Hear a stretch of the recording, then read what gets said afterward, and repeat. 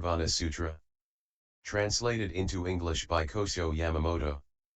1973 from Dharmakshema's Chinese version. Chapter 7, on the Four Aspects. The Buddha again spoke to Kasyapa, O good man.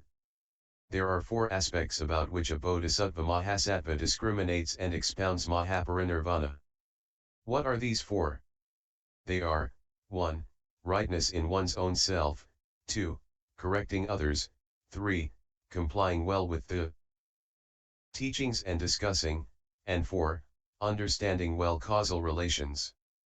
O Kasyapa, what is rightness in one's own self? This is as when the Buddha Tathagata expounds Dharma, seeing well the causal relations. This is like a bhiksu seeing a great fire. He says, I would sooner throw myself into this ball of burning fire than ever say that all the 12 types of sutras and the undisclosed teachings are from Mara the devil.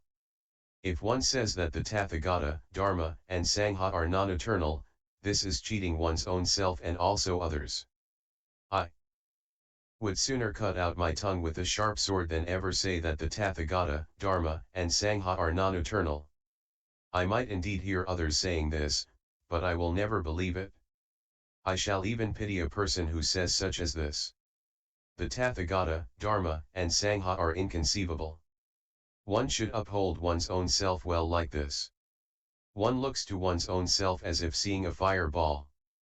This is how one sees rightness in one's own self. O Kasyapa, how does one correct others? When I was once talking about Dharma, there was a woman nursing a child with milk. She came up to where the Buddha was. She touched my feet with her head and paid homage to me. As she was worried, she was absorbed in herself and took her seat on one side. Fathoming her mind, I especially said to her, out of love for your child, you have given the child too much cream. You did not weigh up the matters of digestion and indigestion. At that, the woman said to me, how wonderful that the world-honored one thus reads my mind.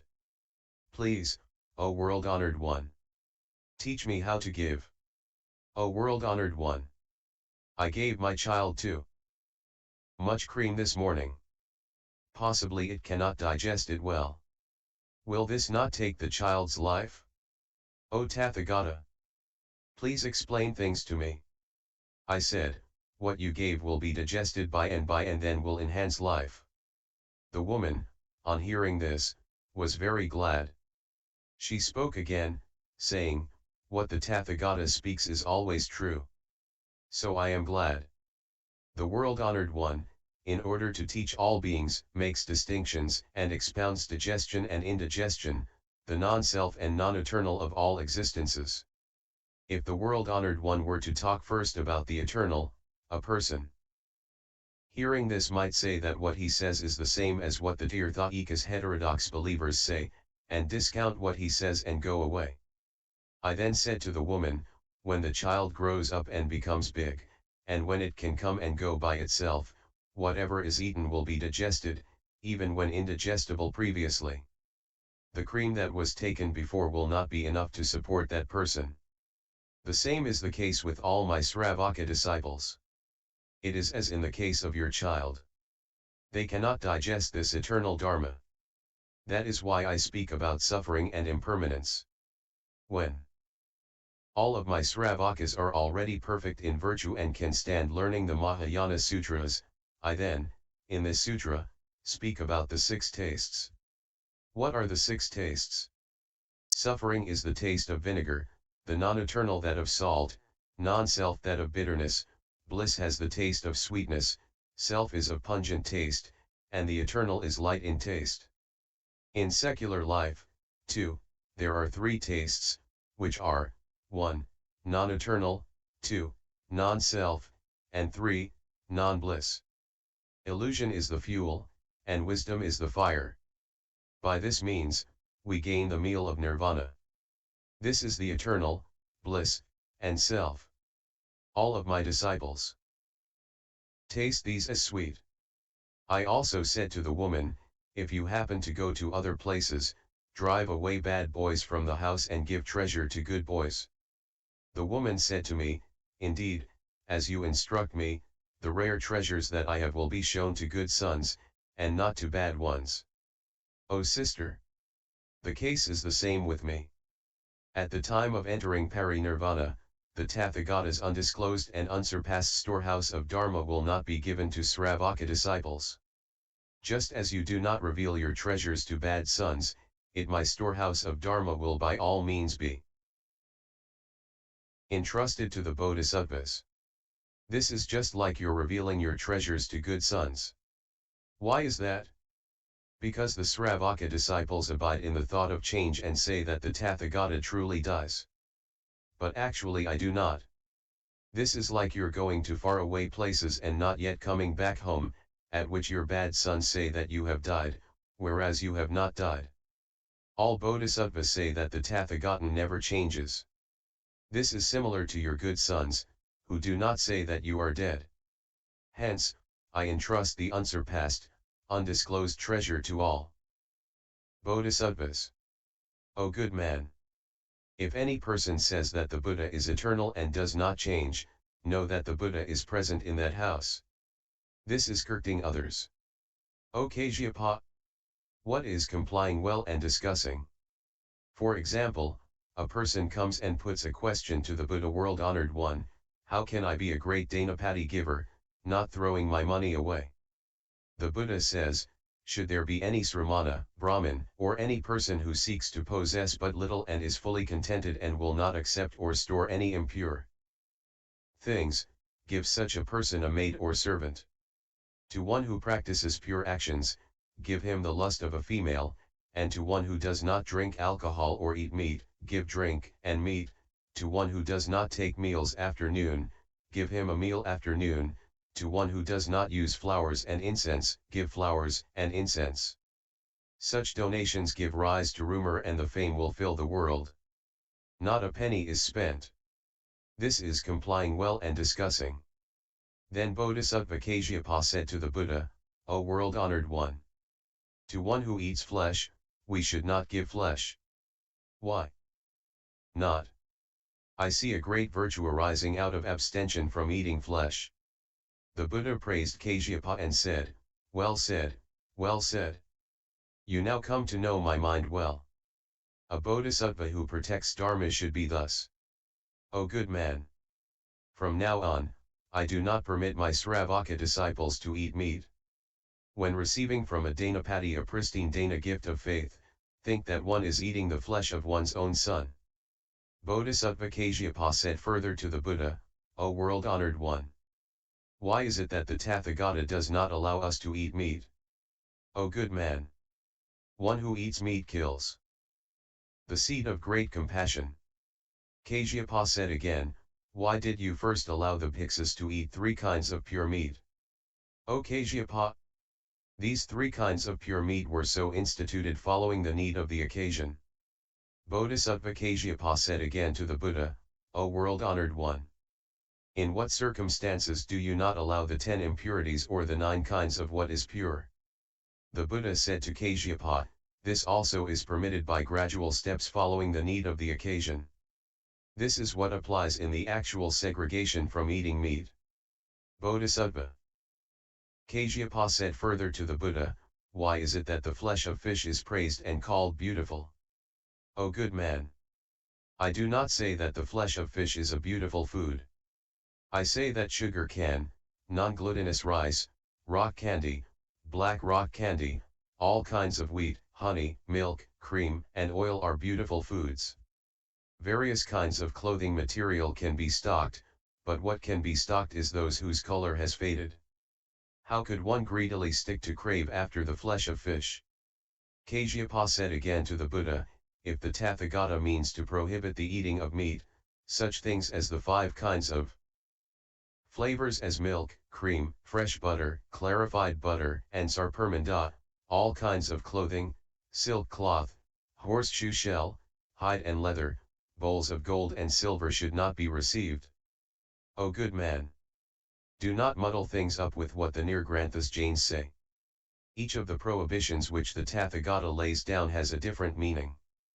By this, 3 pure meats are permitted standing on different grounds, and the 10 kinds of meat are prohibited by different standpoints. By different standpoints, all are prohibited, until the time of one's death.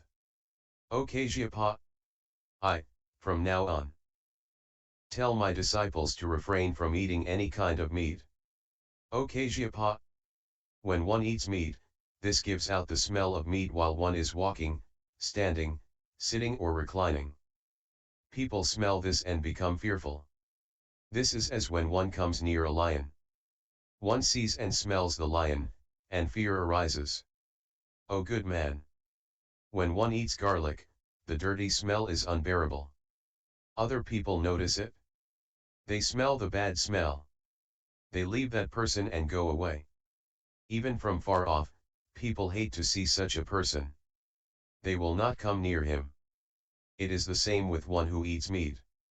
It is a similar situation with all people who, on smelling the meat, become afraid and entertain the thought of death. All living things in the water, on land, and in the sky desert such a person and run away. They say that this person is their enemy. Hence the Bodhisattva does not eat meat. In order to save beings, he shows pretense that he eats meat. Though he seems to eat meat, in actual fact he does not. O good man, such a Bodhisattva does not even take pure food. How could he eat meat? 100 years after my death, all the holy sages of the 4 fruitions, the 4 stages leading to arhatship, will enter nirvana. The age of wonderful dharma will be over, and there will appear the age of counterfeit dharma, when the bhiksu will keep the precepts only as a matter of form, will recite only a little of the sutras, will greedily take food and drink and excessively nourish his body. What he wears on his body will be ugly and coarse. He will look wearied and show no dignity. He will feed farm cows and sheep and carry fuel and grass. His beard, nails, and hair will be long. He will don the kasyapa priestly robe but look like a hunter. He will narrow his eyes, walk slowly and look like a cat who is after a rat. He will always mutter, I have attained arhatship. He will suffer from all kinds of diseases, lie and sleep on dung.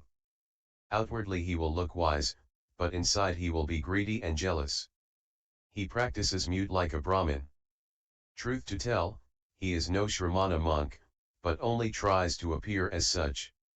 He is burning with perverted views, ever slandering wonderful dharma. One such as this transgresses against the precepts, right action, and deportment instituted by the Tathagata. He talks about the fruit of emancipation, but his actions depart from what is pure, and he violates dharma, which is profound and hidden. Each such person, following his own interpretation, will speak contrary to what the sutras and Vinaya rules state, saying, the Tathagata allows all of us meat. They will talk thus and say that the Buddha has so spoken. They will dispute and say that they are Shramanas and successors to the Buddha's teaching. O good man!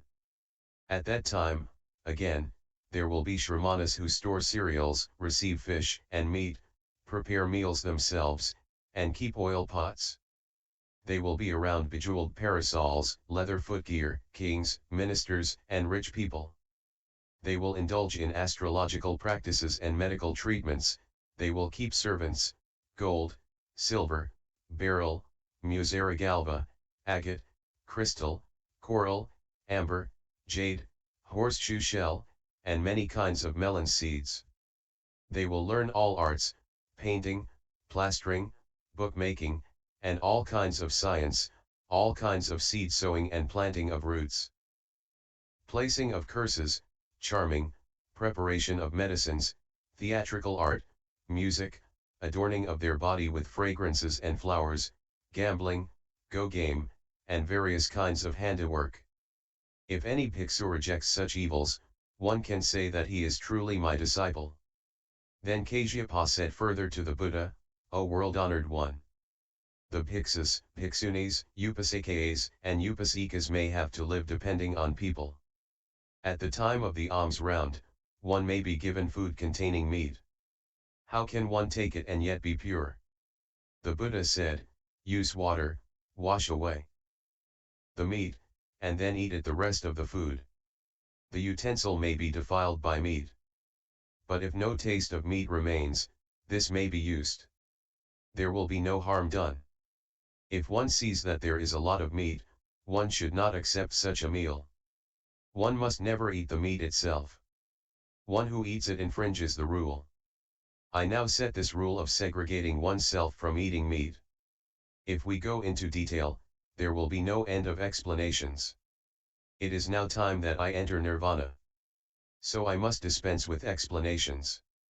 This is answering well what is inquired about. O Kasyapa, what does well understanding causal relations mean? The four classes of the Sangha may come to me and say, this is the first time, O Tathagata, that you have told us such a thing. Why is this? You did not tell King Prasenajit about the deeper part of the teaching, and said, at times, that it was deep, and, at other times, shallow. At times, you said that one infringes, and, at other times, that one did not. Why do we say parajayaka parajika, means grave, extremely serious, precepts and pratimoksha the rules of monastic life, which set one free? The Buddha said, pratimoksha means feeling content. There is then perfection of deportment, there is no receiving and storing. This is also called pure life. Parajayaka means the four unfortunate realms. It also means falling into hell, down to Avicii hell, the most terrible of the 8 hot hells.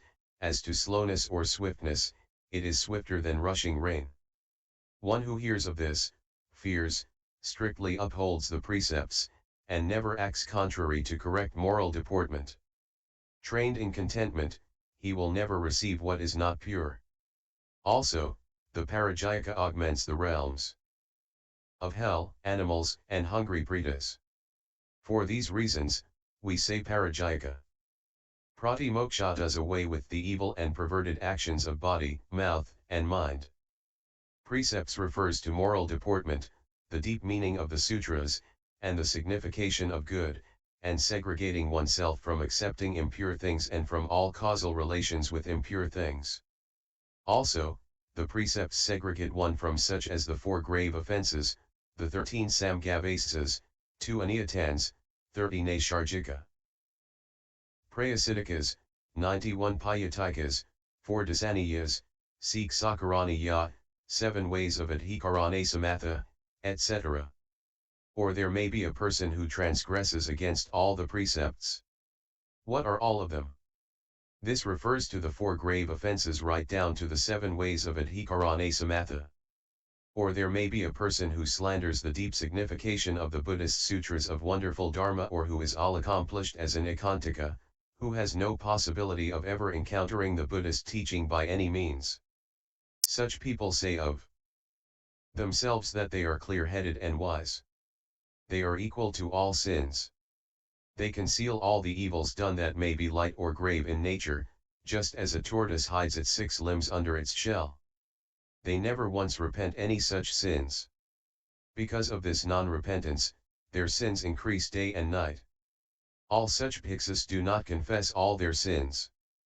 As they hide these within, they gradually grow. The Tathagata, aware of all this, prohibits by gradual steps and not at a time.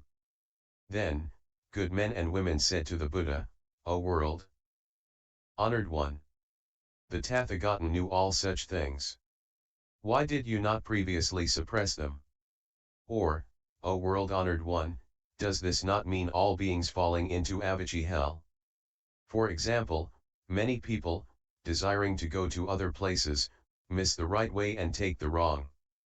These people, not knowing what is wrong, say that they are taking the right way. This is as in the case of one who does not ask about right or wrong.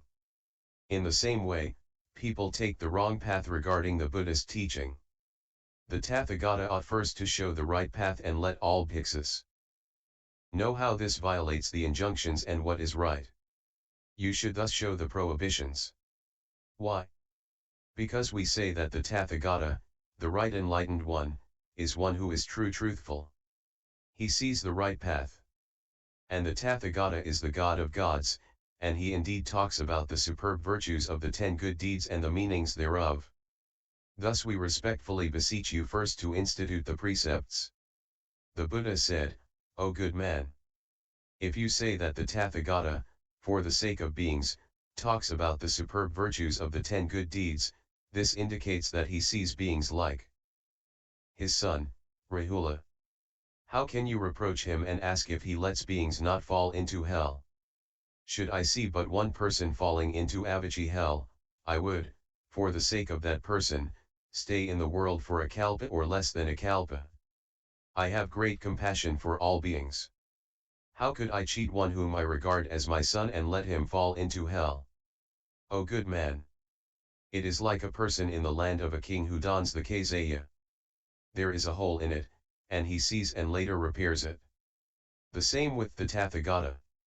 Seeing a person falling into hell, he causes repairs to be made and bestows the precepts for good deeds.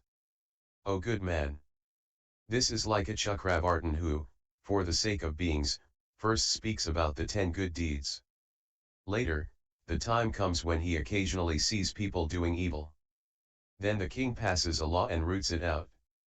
Having rooted out all evil, the king effects the administration of a Chakravartin. O good man! The same with me. I have things to say, but I do not set laws first. Always, first, the bhiksu does wrong, then, accordingly, admonition is given. And the people who love the way are pleased to practice accordingly. Such people can well see the Dharma body of the Tathagata. This is like the Chakraratna will treasure, the all-wonderful quality of a Chakravartin, which is hard to conceive. The same in the case with the Tathagata. He is beyond knowing. The 2 treasures of Dharma and Sangha are also beyond conceiving. The one who talks and those who listen are also beyond knowing. This is how to understand causal relations well. Thus the Bodhisattva discriminates and explains the meaning of the 4 aspects. This is the causal relations referring to the great Nirvana of Mahayana. 55 and next, correcting oneself is to gain this Mahaparinirvana. Correcting others is what I say to bhiksus, telling them that the Tathagata is eternal and unchanging. Answering questions, O Kasyapa, by your question, I now explain this all-wonderful doctrine for the sake of bodhisattvas, bhiksus, bhiksunis, upasakayas, and upasikas. By causal relations I open the eyes of Sravakas and Pratyekabuddhas, as they do not comprehend the deep meaning of such as the above, and as they do not have occasion to hear about the fact that the 3 dots of the I accomplish emancipation, nirvana, and mahaprajna, and also the hidden store. I now make the sense clear and discriminate and, for the sake of all Sravakas, open the eye of wisdom. People may say, how could all such 4 things be merged into one? Isn't that nonsense? Then one may say back, could there be any difference in the following 4 of space, non-possession, immovability, and unhinderedness? Can we say that it is nonsense? No, O world. Honored one. All the 4 expressions amount to one and the same. They mean but the void.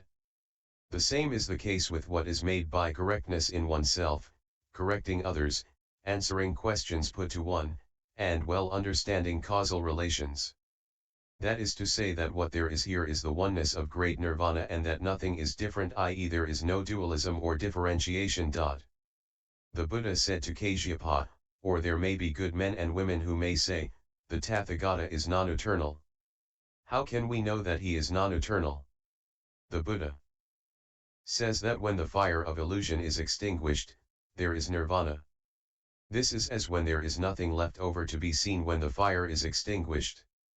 The same is the case when all illusions are annihilated. This, he says, is nirvana. How can the Tathagata claim that he is the Dharma eternal and unchanging? The Buddha says that when we part from existence, there is nirvana. In this nirvana, there cannot be anything that exists. How, then, can the Tathagata be eternal and unchanging? When a piece of clothing is torn, we do not call it anything. The same with nirvana. When all illusions are done away with, there can be no thing. How can the Tathagata be eternal and unchanging? The Buddha says that separation from desire and arrival at quietude is nirvana. If a person's head is cut off, there is no head anymore. The same with separation from desire and arrival at quietude. What there is voidness. There is nothing there. Hence, nirvana. How can the Tathagata be eternal and unchanging? The Buddha says. This is as in the case of heated iron. When beaten by a hammer, sparks shoot out. These flash and die out, nothing remains. The same applies to attaining emancipation. Once the muddle of carnal desire has been crossed, one gains the immovable state. One no longer has a place to move to. How can the Tathagata be one eternal and unchanging? O Kasyapa! One who reproaches me thus commits slander, which is wrong. O Kasyapa! You must not entertain such a notion, and say that the nature of the Tathagata perishes. O Kasyapa! We do not place the annihilation of illusion in the category of matter-rupa. Why not? Because of the fact of the ultimacy of eternity. Hence, we say eternal. Nirvanic quietude has nothing to supersede it. All phenomenal existences are done away with nothing remaining. This indicates what is fresh, clear, eternal, and unretrogressive. That is why we say that nirvana is eternal. It is the same with the Tathagata. He is eternal, with no change. Stars sweep. This refers to illusion. Once swept, all is gone and no trace remains of any existence. This indicates that all Tathagatas are those who have done away with illusion and are no longer in the five realms. This means that the Tathagata is one eternal and that there is no change with him. Also next, O Kasyapa! It is the Dharma which is the teacher of all Buddhas. Hence, the Tathagata respectfully makes offerings. As the Dharma is eternal, so too are all Buddhas eternal. Bodhisattva Kasyapa said again to the Buddha, if the flame of illusion dies out, the Tathagata must also die out. This indicates that there can be no ground where the Tathagata is eternal. This is similar to the situation in which hot iron slag can no longer be seen when the red color disappears. The same with the Tathagata and illusion. Gone, there is no other place to go to. And it is like the case of iron. The heat and the red color gone, there remains nothing to be seen. The same with the Tathagata. Once extinguished, what remains is non-eternal. The fire of illusion done away with, he enters nirvana. This tells us that the Tathagata is non-eternal. O good man! The iron you speak of refers to common mortals. Illusion done away with, the common mortal comes about again. That is why we say non-eternal. This is not the case with the Tathagata. Gone, there is no coming about. Hence, eternal. Kasyapa further said to the Buddha, if we place the color-robbed iron back into the fire, the red color will return. It is thus with the Tathagata, illusion will again form. If illusion again forms, this is nothing but the non-eternal. The Buddha said, O Kasyapa! Do not say that the Tathagata is non-eternal. Why not? Because the Tathagata is one eternal. O good man! When wood is burnt, extinction comes about, and there remain behind the ashes. When illusion is done away with, there remains nirvana. All such parables as of the torn garment, beheading and broken earthenware enunciate the same truth. All such things have such names as torn garment, beheading, and broken earthenware. O Kasyapa! The iron that has become cold can be made hot again. But this is not the case with the Tathagata. Illusion once done away with, what there is utmost purity and coolness. The blazing flame never comes back again. O Kasyapa! Know that. The situation of innumerable beings is like that of the iron. With the blazing fire of wisdom free from the Ashravas defilements, I now burn off the bonds of illusion of all beings. Kasyapa said further, it is good that I now clearly see what the Tathagata means when he says that all Buddhas are eternal. The Buddha said, O Kasyapa, imagine, for example, a Chakravartin world ruler in the back of his palace. At one time he is in the back garden. Though this king is not among the attendant females, we cannot say that his life is at an end. O good man! The same is true of the Tathagata. Though not in Jambudvipa this world, but in Nirvana, we cannot say that he is non-eternal. He is now out of the world of innumerable illusions and is now in the all-wonderful world of peace and happiness. He sits amidst the flowers of enlightenment, he sees and amuses himself. Kasyapa again asked the Buddha says that you have already crossed over the great ocean of illusion. If you are beyond the sea of illusion, why did you take in Mary Yasodhara and beget Rahula? From this, we can know that the Tathagata has not yet severed himself from the bonds of illusion and crossed the sea.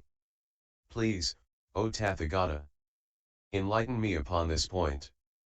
The Buddha said to Kasyapa, do not say that if the Tathagata had long crossed the great sea of illusion, there could be no reason for him to take Yasodhara as his wife and bring forth Rahula, and that, in consequence, the Tathagata could not have yet severed himself from the bonds of illusion and crossed the great sea of illusion. O good man! This great nirvana calls forth a thing of great significance. Listen to me with your best attention. I shall speak for all the world. Do not become surprised and entertain doubt. If the Bodhisattva-mahasattva reaches great nirvana, such a high and wide thing as Mount Sumeru could indeed be placed inside a mustard seed. If beings are standing on Mount Sumeru at that time, they will feel neither narrowed down nor oppressed. There will be no sense of having come or gone anywhere. All will be just as before, with nothing different. Only one who has himself crossed the ocean of illusion will be able to see that this Bodhisattva has put the 3,000 great thousand worlds into a mustard seed, and is back in his own abode again. O good man!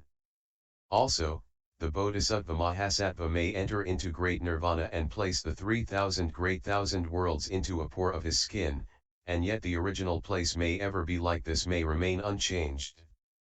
O good man! Also, the Bodhisattva-mahasattva may enter into nirvana, cut off the 3,000 great thousand Buddhalans of all directions, place them on the point of a needle and strike the other Buddhalans as though passing them through a jujube leaf, and the living beings therein would not entertain any thought of going or coming. Only one who is emancipated could see this and also the original place. Such is the case. O good man! Also, there could be a Bodhisattva-mahasattva who abides in great nirvana and who cuts off the 3,000 great thousand Buddhalans and puts them on his right hand palm, and as in the case of the potter's wheel throws them onto other mode worlds. And not a single being would entertain any idea of having gone or come. Only one who is emancipated would be able to see this. And so it is too with the original place. O good man! Also, a Bodhisattva-mahasattva who has attained great nirvana can snip off innumerable Buddhalans of all the 10 directions and put them all into his own body. And the people living therein do not feel narrow or oppressed or have any feeling of having been moved or of where they are standing. Only one who has been saved can see this. The same with the original abode. O good man! There might also be a Bodhisattva-mahasattva who has entered nirvana and who has placed the lands of the 10 directions into a dust mote. The beings inside also do not feel constricted or oppressed or have any sense of going or coming. Only one emancipated sees this well. It is the same with what happens in the original abode. O good man! When this Bodhisattva abides in great nirvana, he well manifests various innumerable transformations. Hence, Mahaparinirvana. All such divine miracles which this Bodhisattva-mahasattva displays can never be weighed or known by any ordinary being. How could you know why the Tathagata committed himself to a life of love and desire and begot Rahula? O good man! It is now a long time since I first experienced this great Nirvana and manifested many divine miracles. It is as alluded to in the Nirvana Sutra, in which I have already variously manifested such in 10 million suns and moons and in 10 million Jambudvipas of the 3,000 great thousand worlds. And I attain Nirvana in the 3,000 great thousand worlds and in Jambudvipa. I do indeed attain it. And I find my way into the mother's womb and make the parents think of me as their child. But I am never one who was born through the conjoining of love and desire. I have been far removed from sensual love for innumerable kalpas. This body of mine is the Dharma body. Following the way of the world, I manifest myself in a motherly womb. O good man! In this Jambudvipa, in the Lumbini gardens, I manifested birth from the womb of Mother Maya. After birth, I took 7 steps to the east and proclaimed, I am the most honored and best of all men, Devas, and Asuras. My parents and men and Devas, on witnessing this, were joyous beyond words and wonder-struck. All these people said that I was a child. But, for innumerable kalpas past, I had been segregated from any such thing. Such a body as this is the Dharma body, not one born of flesh and blood, sinews, bones and marrow. Following the way of the world, I appeared as a child. I took 7 steps to the south and proclaimed that I would become the best field of will for the sake of innumerable beings. Taking 7 steps to the west, I indicated that life was now ended, that I would part from age and death, and that this was the last of my bodies. Taking 7 steps to the north, I manifested that I would cross all the seas of birth and death of all existences. Taking 7 steps to the east, I revealed that I would become the guide to all beings. Taking 7 steps to the 4 corners, I revealed that I would cut off the roots of various illusions and the natures of the 4 maras, becoming the Tathagata, the alms deserving, the all-enlightened one. Taking 7 steps heavenwards, I proclaimed that I would never be tainted by impurities. Taking 7 steps netherwards, I proclaimed that the reign of Dharma would extinguish the fire of hell, so that beings born there would be blessed with peace and bliss. To a person who violated the prohibitions, I manifested myself as frost and hail. After days of life in Jambudvipa, I manifested shaving my head.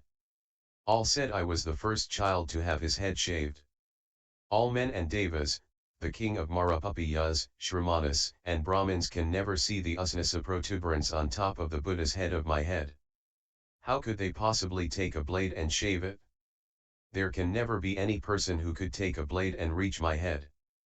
I shaved my head innumerable kalpas past. But to follow the ways of the secular world, I showed that I shaved it as a young prince. After my birth, my parents took me to the temple of the gods and showed me to Mahesvara, who, on seeing me, folded his hands and stepped to one side. I had already, since innumerable kalpas past, done away with any such ceremony as entering the Deva's temple. But just to follow the ways of secular life, I manifested this. In the life of Jambudvipa, I let people make a hole in my earlobe. Nobody in the world can make a hole in my earlobe. To follow the way of secular life, I manifested this. Also, they made hanging lion earrings out of all the gems and adorned my earlobes. But since innumerable kalpas past, I had already dispensed with adornments. Just to follow what obtains in secular life, I manifested this. I went to school and showed that I learned reading and writing. But I had already been accomplished in all such for innumerable kalpas past. As I passed my eyes through all the beings of the 3 worlds, I saw none who could be my teacher. But to comply with the ways of secular life, I displayed myself going to school. That is why I am called Tathagata, the alms deserving, and all enlightened one. The same with driving an elephant, riding round on a horse, wrestling, and the learning of various arts, too. In Jambudvipa, I manifested myself as a young prince. All beings saw me as a royal prince enjoying and pleasing himself amidst the life of the 5 desires. But innumerable kalpas past, I had already discarded such as the 5 desires. Just to comply with what obtains in secular life, I manifested this. The augur saw me and said that if I did not abandon home and seek the way, I would become a Chakravartin and king of